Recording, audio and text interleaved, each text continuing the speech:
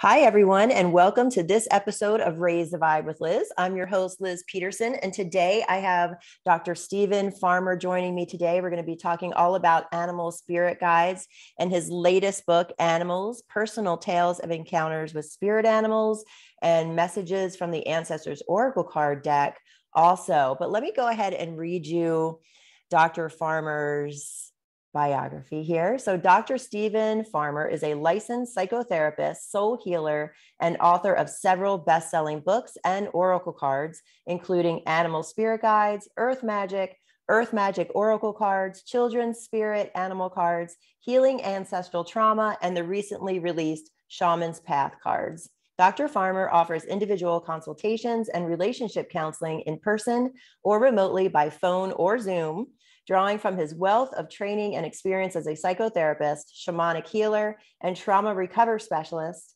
He offers a popular individualized spiritual mentorship and life coaching program and serves on the board of the Society of Shamanic Practice. Dr. Farmer, welcome to the show. Thanks, Liz. Great to be here with you. It's great to have you. I'm super excited to hear all about this new book. And I'm sure that most people know you, but just in case they don't, is there anything that you would like to share about yourself and your journey up until this moment right now? Good question. Yeah, the progression, if I look back on the progression, of where my path has taken me, it's just fascinating to me because I think the first half of one's life, typically, we're bouncing around and then we come into some awareness of the broad category of spirituality. And I was definitely called to that.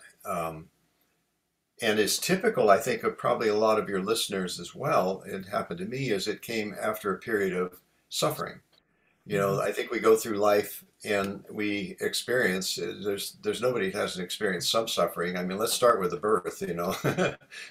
That Yeah. could be pretty painful for both mom and baby. But there are periods in our life where out of the suffering too, I think comes some other gift, if we're able to live and survive through the suffering to whatever degree that occurred. So yeah, I paid my dues, Liz. Let's put it that way. And I found that an augmentation, you mentioned soul healer, and I would want to correct that ultimately as shamanic practitioner, but also that Sure. the two are compatible, soul healer, shamanic practitioner, as well as a psychotherapist. And I discovered, oh, God, it's been probably 25 plus years ago. I had a very active therapy practice, I was pretty good at it. People kept showing up. That's why I say that. And I was my partner at the time gave me a book called The Way of the Shaman by Michael Harner, who Mhm. I believe is the one individual most responsible for bringing shamanism into contemporary culture. Others have certainly followed. But I took of all things, a 2-day course. It was just an introductory course, but it called to my soul. It spoke to me. So I took the 2-day course. I scrambled after that for a few years, taking other kinds of trainings. Really felt like it felt home to me, and this was like the next step in my work. Well, and then what happened is I've written some books as a therapist, one of which has been revised and as a 25-year anniversary. One of my first, well, actually my very first book, and the others I just let them go because they're just not as relevant. Um, and then I didn't write for a number of years, and then shamanism grabbed a hold of me, and through a number of circumstances and such, I started writing themes that were sort of extracted from shamanism, but not exclusive, such as sacred ceremony, earth magic, and then what we're going to be talking about today is spirit animals. And so I wrote a book called Power Animals, and then the next book was Animal Spirit Guides, and then some oracle cards, one, two, three, four sets of oracle cards, three of which are related to spirit animals. So, uh, I am definitely known for spirit animals. And then what that has led to is this latest book that you mentioned that it's actually going to be released or has been released on July, how's that? January 11th. That's my birthday. So Oh, it's a that's nice great. birthday. It's a nice birthday. It was a nice birthday present. Uh, the book is a different sort of book, and I was approached by the publisher and invited to participate. And its full title is Animals: Personal Tales of Encounters with Spirit Animals. And I got to say, Liz, it's very unique in that I did the front and the back chapters, and I contributed one of the stories, but it's a book of stories, just like it sounds, tales. Several people submitted articles, pieces about their experiences with spirit animals. And out of those, I think it was culled down, I think about 15 or so different stories. And some of them are just so touching, and some are just amazing.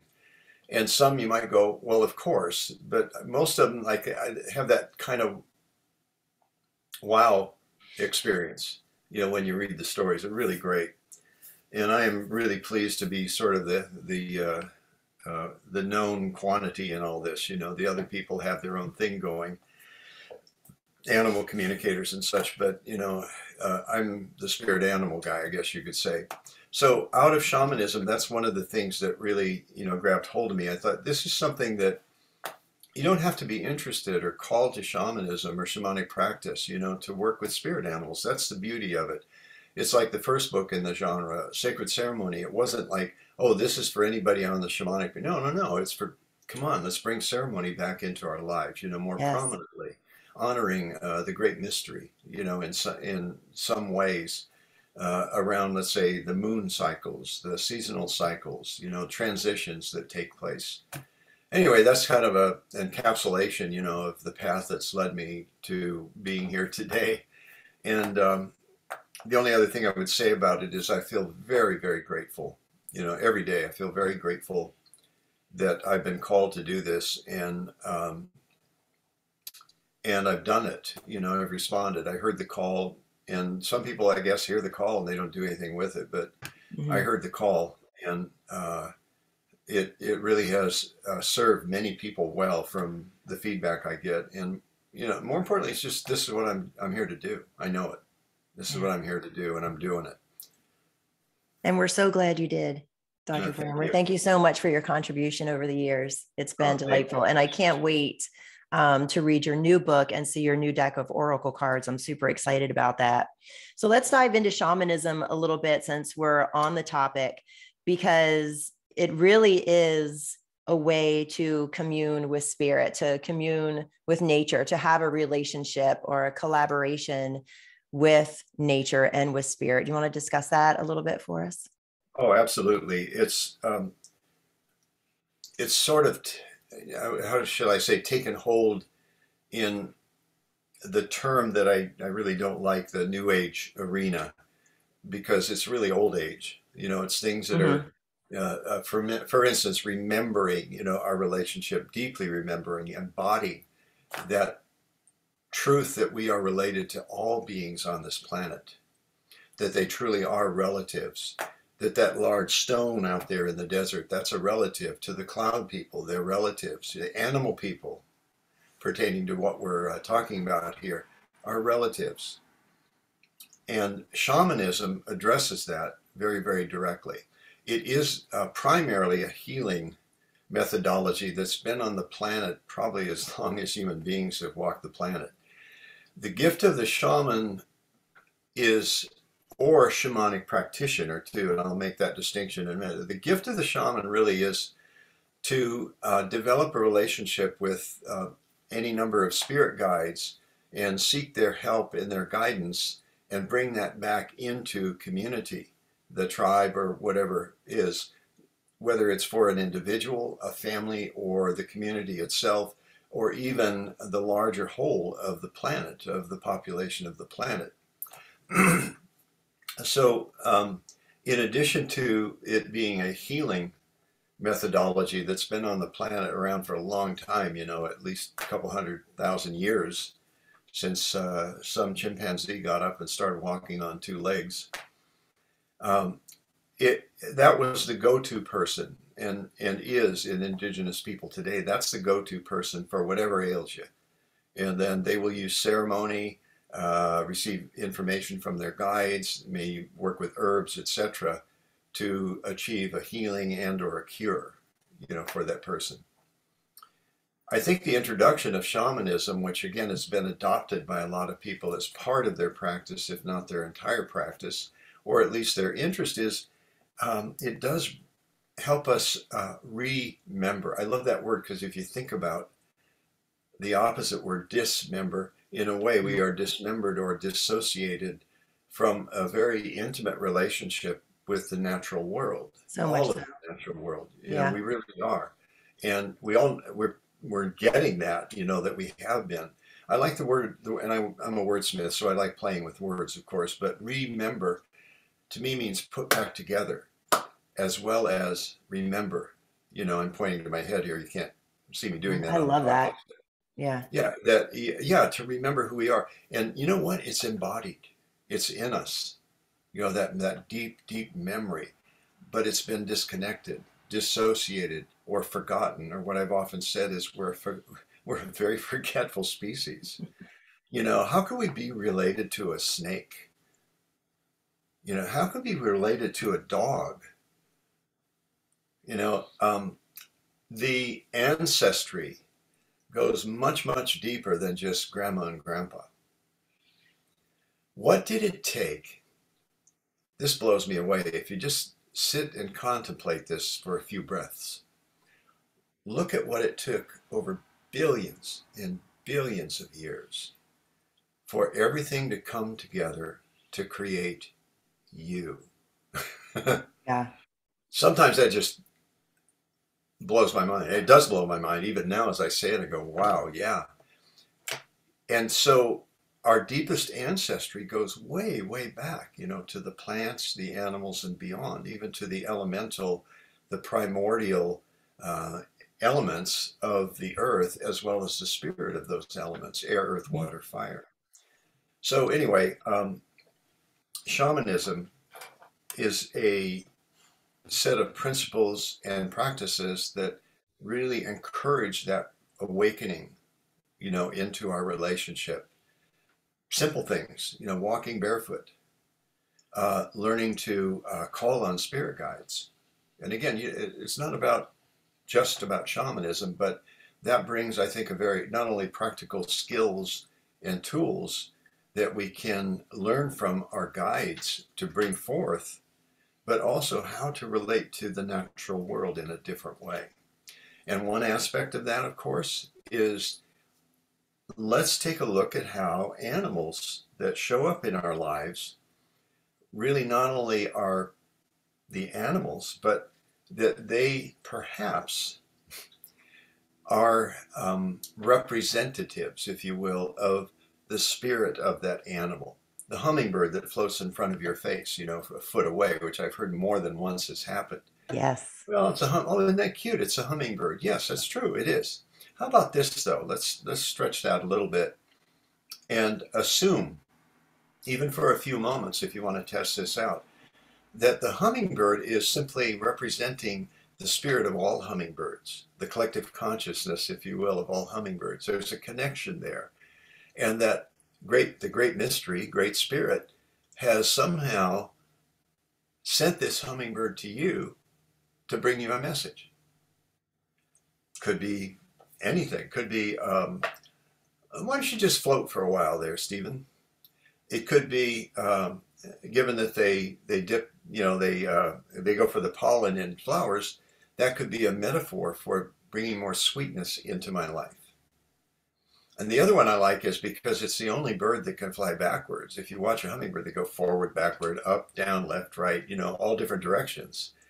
Maybe I need to be a little more flexible. Pay attention to the directions. It could be just the one I like that I often get whenever I see a hummingbird in that sort of unusual way is lighten up. Mm. It's hard not to smile when you see a little hummingbird, with the fluttering wings. So Anyway, true. that's a lengthy kind of answer to your question, but that's what I think shamanism brings, and also how it's related to spirit animals. Nice. And spirit animals are such a gift. I know oftentimes when I'm working on my clients, I'm blessed with an office here at this house that I'm in right now, and coyote come in, eagle comes in. There was a cherry tree out once. I'm giving a healing, and lots and lots of information was coming in from the different types of birds that were, fighting over the last bit of the cherries on the tree, right? That sort of thing. Yeah, Liz, I bet. Yeah. Or in Yeah. dream. I've been working with spirit animals since I was young, and, had, certain power animals come into my dreams and give me messages and work with me there. Can you talk a little bit about how spirit animals, power animals have impacted your life and how you've worked with them over the years?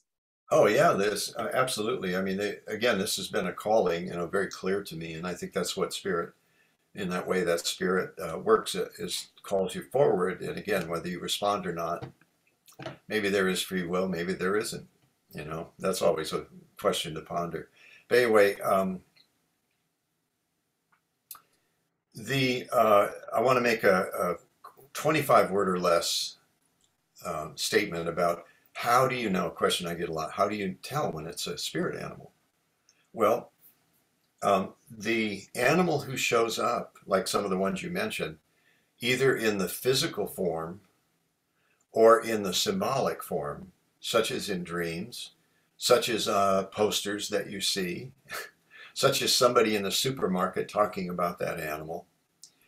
So the point being is it could be the physical animal or a symbol of the animal. I'll give you, like Southern California where I live, we don't see too many bears. So how could bear show up for me? Well, would show up in a symbol, whether dream or again, some other representation of bear. Nice. Smokey the Bear comes, shows up somewhere, those kind of things. So when an animal shows up in an unusual way, physically or symbolically, that's one criteria, and or repetitively in a short space of time. And again, I stress that could be the physical animal or a symbol of the animal. I look up and I see there's a hawk circling around, the physical hawk. And I go, well, that's curious. I just listened to this guy talk about, spirit animals. I wonder if that's a spirit animal. Maybe. Not sure yet. But then again, you go to the supermarket, you have passed two people that are in the aisle talking about hawks. That's two. You go home, you decide to sit back and watch TV for a little while, and you flip it on. It's on the Animal Planet. And guess what they're talking about? Red-tailed hawks. Bingo. Okay, that's enough. Sometimes two is enough, but certainly three experiences in a fairly short time is enough. And so that's a good criteria for whether or not that animal that you perceive in, again, symbol or physical, is a representative of spirit or a spirit animal.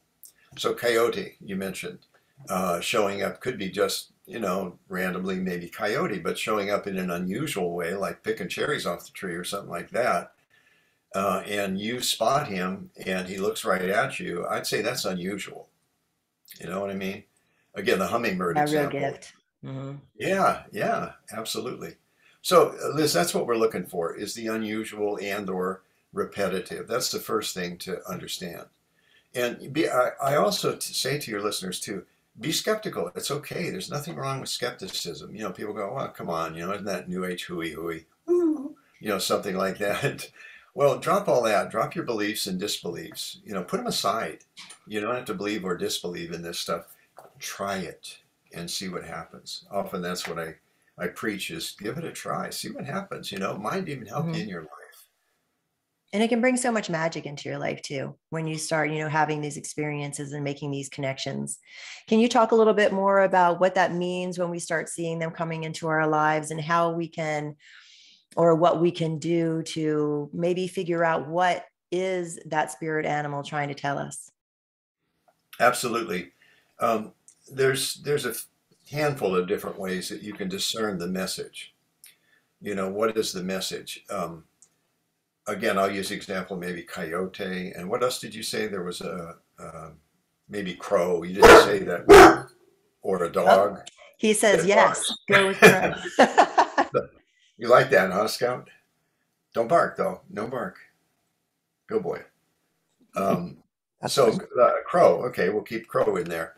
So coyote, crow, hummingbird that I mentioned. Hmm. Uh, what we're looking for is repetitive and or unusual. So that's what we're looking for.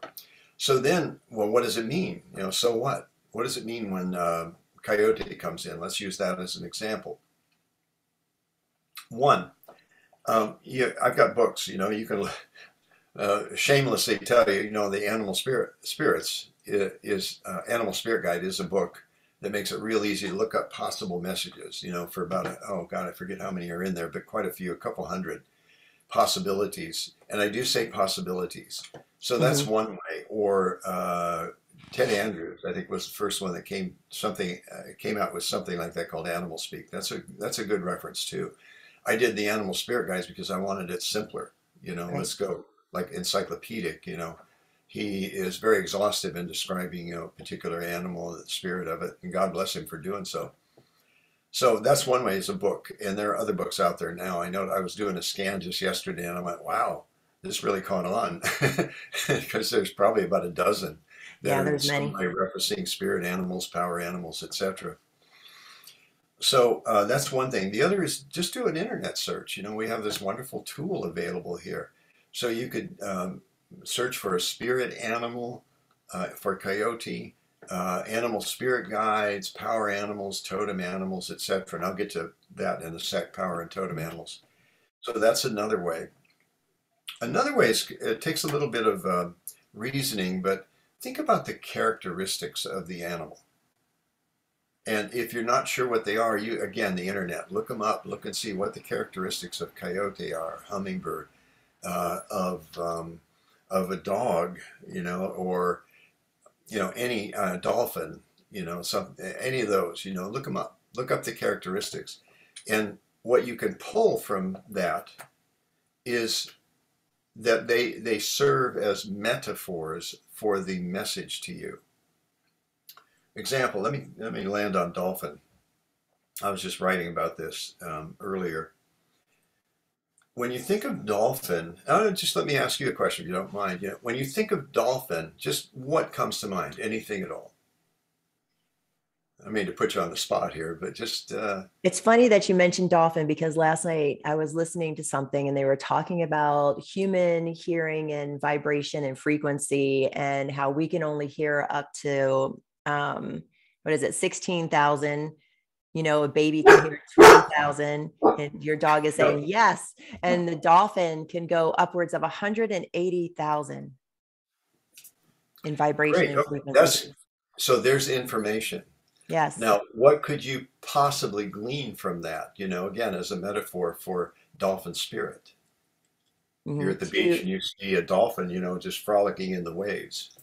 being to actually access that energy for increased frequency, Good. right? Okay. Or, Good. where am I increasing vibration and frequency in my life?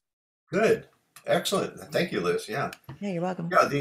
There are other characteristics of dolphin. Yeah, is communication. Hmm. They are exquisite communicators. They communicate with each other.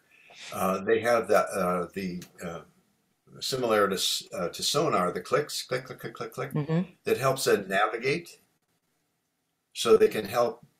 Their message may be you need to be on course, pay attention to things around you as you go through, or this experience, this travel that you're doing. Heads up, pay attention. They are also can be very playful. The what you just mentioned could mean like I like what you said. Is like raise your frequency. Your vibration. Hmm. You know, um, so there's a different possibilities, and what you do then is land on which one really resonates with you, which one makes the most sense, and resonates. Scout, stop. No, sorry about that, but we talked about that before the His show. contribution. This is important what you're saying. We need to pay attention. That's what he's Yeah, saying. we talked about that, like when the dog barks, because you had the dog, and hopefully he won't keep doing it. If I do, I may have to just scoot him out of here if he keeps doing this. Okay, But sure. anyway, that's another way you can do it is to discern through analysis would be the best way to say it as to what the metaphor is for the message that it becomes the message for you. Now that's 3 out of 4. Hmm. Number 4. That's the key. Because as you enter into this realm of communication from spirit animals, what I typically encourage people to do when I've done classes and workshops and such, I give the three possibilities, but then I say, here's number four, work with the others too for a while. That's okay too. Or another would be oracle cards, and not just mine, but there are other oracle cards with spirit animals, etc. To discern the message. But here's the deal. How about this? How about direct communication, direct revelation? One of the principles, excuse me, a hiccup. One of the foundational principles of any shamanic work is direct revelation. That we go to the spirits of nature, for instance, the tree. Oh, it's not just a tree, it's also representative of tree spirit. What do the clouds say? I have a dear friend, Cherokee medicine woman out in eastern Colorado. Her and her husband have a buffalo ranch, and she goes out every day and listens. What is spirit speaking to her, and what's the vehicle for that communication? Then she comes in and she'll write up what she receives and then sends it out. It's beautiful. She does this, she's done this for every year for 30 years or something like this, with only skipping a few days here and there. So I want to say to everybody who's listening, you can do this, this number four. And what you do is you get, let's say, again, I'll use some of the examples like coyote. It may be a completely different message than what you might read on the internet or in a book. It could be, so be open to that. What you do is you take a breath, get yourself settled into a receptive position, a receptive place, close your eyes, and then send telepathically the inquiry to that spirit animal. What's the message that you have for me? Then pay attention to what you see, what you hear, and sensations you feel. Whether those are what you see in your mind's eye, what you see out here.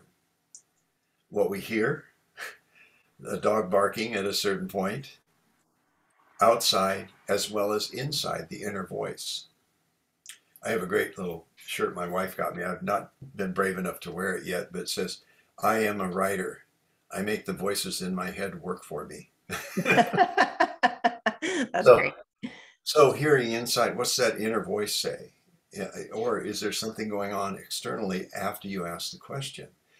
Sensations in your body. My legs start twitching. That means I need to walk more, or I need to move, something like that. Or I'm clamping down in my gut, and the message is relax, let it go, whatever it might be. A combination of those two is often called claircognizance or cognitive.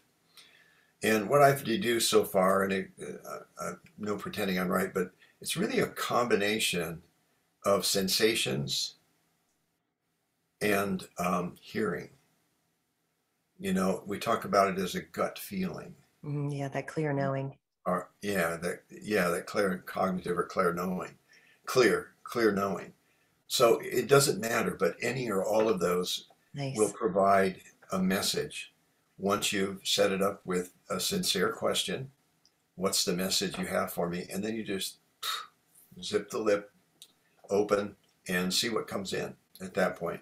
And sometimes you'll get what am I looking for? You'll get confirmation, of that message. So you go out in the world, you get a message that Coyote is saying, beware of deception.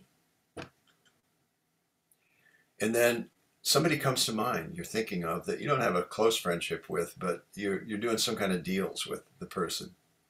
And you're going, maybe I need to pay attention to this. Sometimes Coyote, right or wrong, is mislabeled or labeled as the trickster. Mm-hmm. And coyotes have been observed. What they'll do is they'll go and get stung by a cactus, for instance, sniffing around. And what they'll do is they'll yelp and then go back to the cactus and get stung again. That's another characteristic of coyotes, of the physical animal. So be careful, be more careful, be more attentive, etc. So that's one of the best, not the best way, but I see that's an alternative, that with practice you begin to trust the messages that you receive, Liz. And again, confirmation helps, but it's not necessary. But again, the hummingbird could mean a few different things. And a hummingbird, it doesn't have to mean, enjoy the sweetness more, bring more sweetness in your life, be more flexible, lighten up, etc. It could be something of an ancestor, a deceased loved one. It makes me a little emotional to think of that, but it's true. I've heard story after story of this. In fact, speaking of dolphins, that was a piece I was working on just a few minutes a while ago. Melody, that's not her real name, but her father had just died.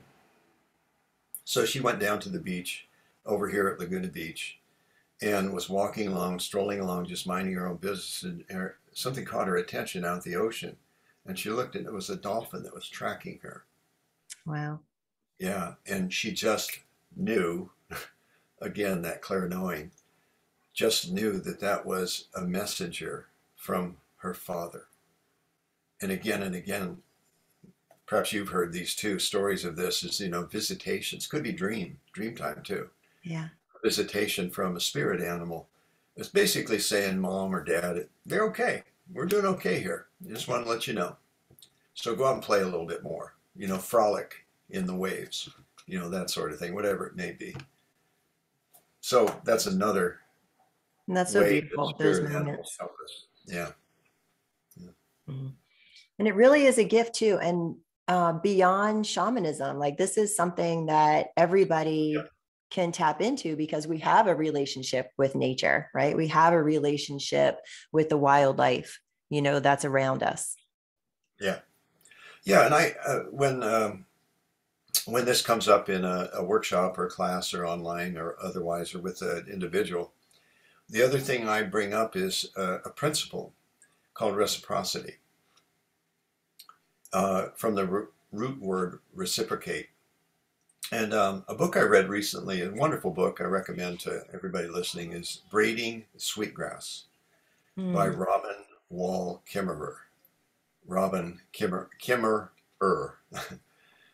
Just remember braiding sweetgrass. But she talks a lot about that term, and it really stuck with me. It's reciprocity.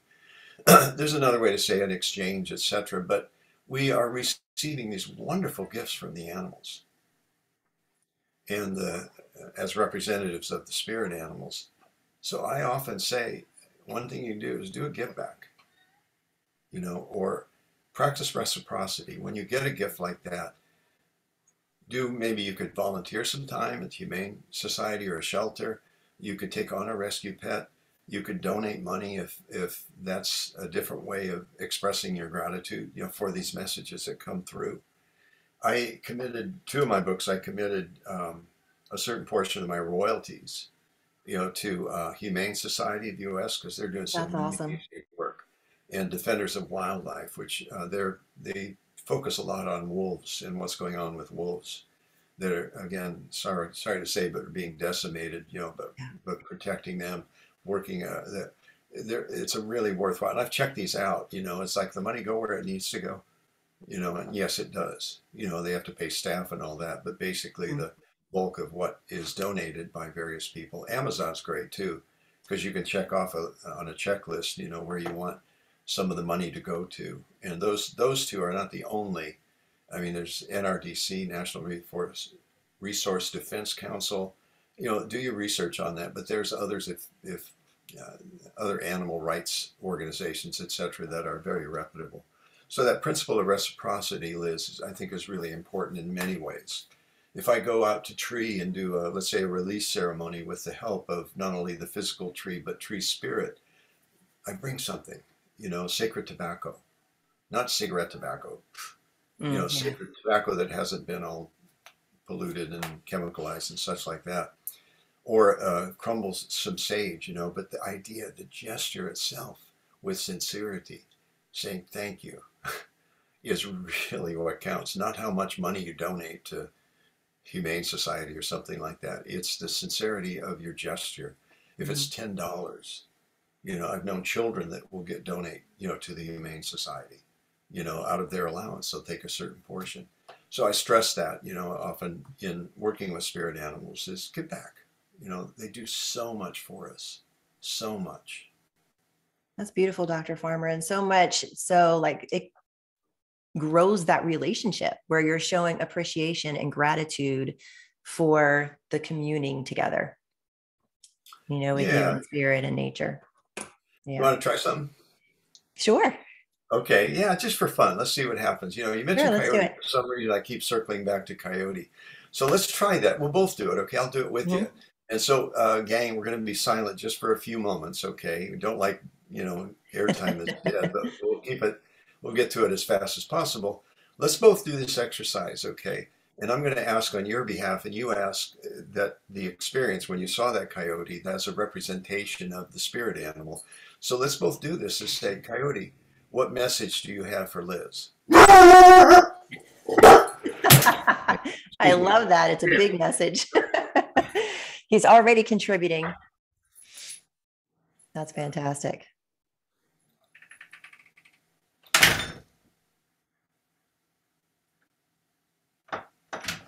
Okay, let's cue that up again. Sorry about that, but it's showbiz, right? Yes. Okay, so breath and refocus. What's Coyote's message? That's our question. What's Coyote's message for Liz? Okay, good, good, good. Got something. I got something already, so I don't have to wait. I'll wait though for you. Okay, go ahead. Yeah, here's what I got, and then this is the message that I pulled. First, I got a visual, in my brain, I got a visual, behind the back of my eyelids, and it was Coyote right close up to you, looking fierce but not threatening. Eyes were really focused, sort of like where my head goes down. Eyes were really focused. And the message that I heard in conjunction with the image was for you to be fierce. Not mean, nasty, and all that, but just fierce. Related to that was when I saw the image that of protection, that it wasn't just about, it was about you when you need protection to call on Coyote. That Coyote won't fail you. So good. That's what I got, and that was quick. So, how about you? What'd you get?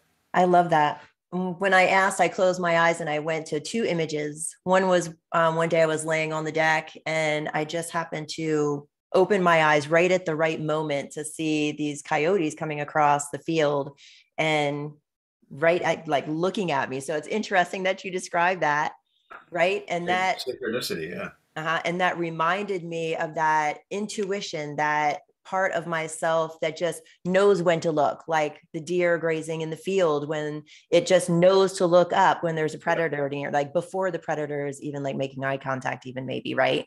And then there was another image that popped in of when I was watching the coyotes hunt after the field was mowed, and they were pouncing, on the voles and the mice and, grabbing them and eating them, and just how playful they were and how they were working together and watching out for each other and just out, foraging and being themselves. Yeah, Right. yeah. Those were two images that came to mind for me. Beautiful. Are they, let me ask you, do they resonate with you in some way? They do. And when I had started seeing them in the yard, I also started dreaming about them and had a beautiful dream where I'm sitting in a desert and there's my mountain lion cougar, standing next to me. Yeah, And then, I walk into a building, and there's a coyote there pointing at something like inside the building, which was fantastic. Yeah. Yeah, cool. You got it. Yeah. So, listeners, those are a couple of examples, of how you can actually work with this. And the key here too, and you're very practiced at this. I realize that too, Liz. But it was a good demonstration too of really trusting what you get. As I often say, don't try to figure it out right away. Just trust what you get. Like report it first. Report it, write it down, something, and you can ponder it if you need to or contemplate it. And what'll happen when you do, is that that little light will turn on you, the one that's just above your head in the I cartoons. love that. A little light of insight will turn on. So that was a good. Thank you for playing too. Thank you for going along with this. Thank you. That was a fun exercise. Yeah, that's a good way to do it. Just pause for a sec. When an animal comes to you in that way, symbolically or physically, just see what's going on. Check it out. It's worth it because spirit wants to help us and wants to support us. The ancestors want to support us. They are supporting us on our life path. It's a matter of employing those you could, I guess you'd say, methodologies such as this Hmm. that really help support you on your purpose and your life path through the different ways that spirit communicates with you. It's not the only way, but it's a pretty darn good one. Hmm. Try it out. Plus, I tend to be more, I'm a triple earth sign, so, I tend to work a little bit more with earth spirits. I do work with archangels, specifically Archangel Michael, but I'm Yeah. not as attuned to the celestial in that way. Ancestors, yes, ancestors have become a big thing. I wrote a book on it. I've got the cards, etc. But animals is like a pervasive thread. The spirit animals and understanding the messages that they bring has been a pervasive thread in my life as well as in my teachings and my work. You can't go wrong. You really can't go wrong. And if you're not sure, take a guess, or look it up or do one of these other things. But try out getting the message like we just worked with here. And you demonstrated so well. You can a lot of good visuals there, and then the visuals translated to a hearing message. You could hear the message as well. So I had I'm going to share an experience I thought Please. came up earlier today. Well, a couple experiences, and again, referencing the book Animals, personal tales of encounters with spirit animals. There are some great stories in there that I could relay some of those, but I'll tell you a personal story since that's the title of the book, Personal Tales. It hasn't happened lately, but I'd say probably about a year or so ago, for over a period of almost 3 weeks, almost every evening, when I would take my dog, which was one dog at the time, out for a walk after dusk, and it was already dark. I remember walking out that one day, and I hear this. I went, cool. So I went,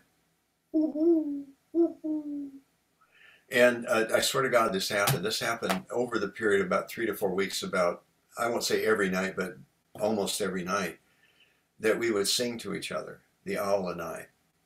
And the second night, what happened is I live in a fairly suburban area here in Dana Point, California.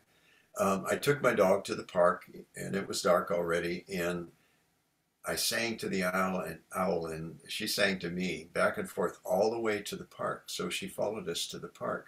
That's awesome. Now, often unusual, yes, I would say that's unusual. Repetitive, yes, I would say repetitive, definitely. And so I tuned in addition to just purely enjoying the experience, without trying to, oh, what's the message here? But of course, at one point I had, all right, Mr. Spirit Animal Guy, what's the message? I did just exactly what we did. And I have a confession to make. I'm a wannabe rock and roll star. I should say I used to be. But I love music. I've played That's guitar great. almost my whole life. I've written songs, original songs, etc., and some of them are pretty darn good. I like them, and very much into the lyrics, etc. But there are periods I notice in my life when I just don't pick up the guitar, sing and play. The message I got was sing. Oh, wow.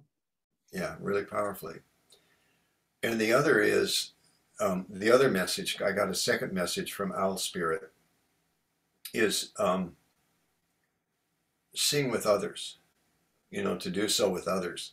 Now I have two stepdaughters, one 18, and I've been, shall I say, threatening. I said, I want you to come down and let's sing together.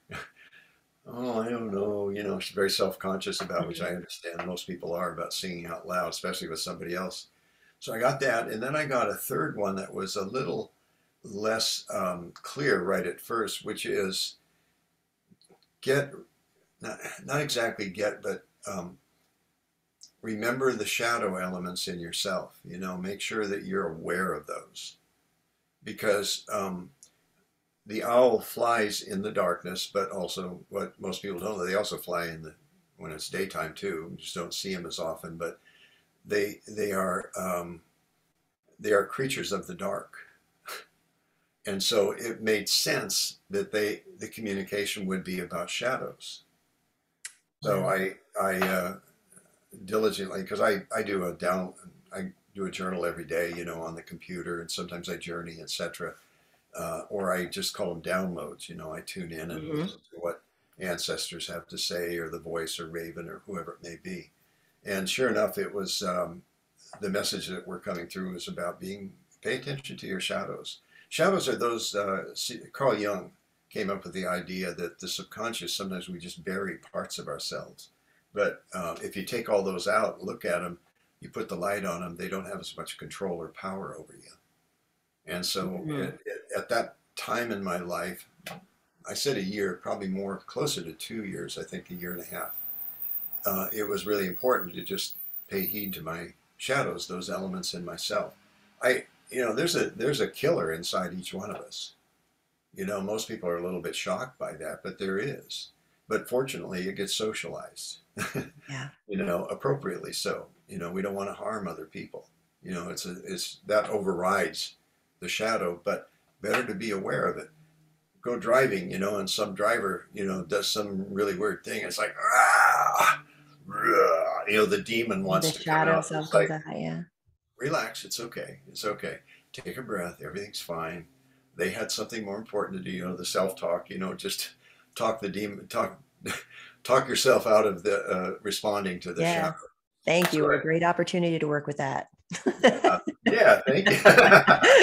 You know that one, huh? Yes. I mean, there's the shadow of the woman inside a man, the shadow of a man inside of a woman. Mhm. You can go all over the place with that. Those different characteristics that, for whatever reason, socialization, child rearing, trauma, etc.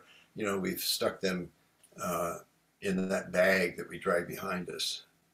Anyway, I could go on and on, but I'll stop there with that. That was the message, anyways. Pay attention. All three of those that came through with Owl Spirit. Thank you, Owl.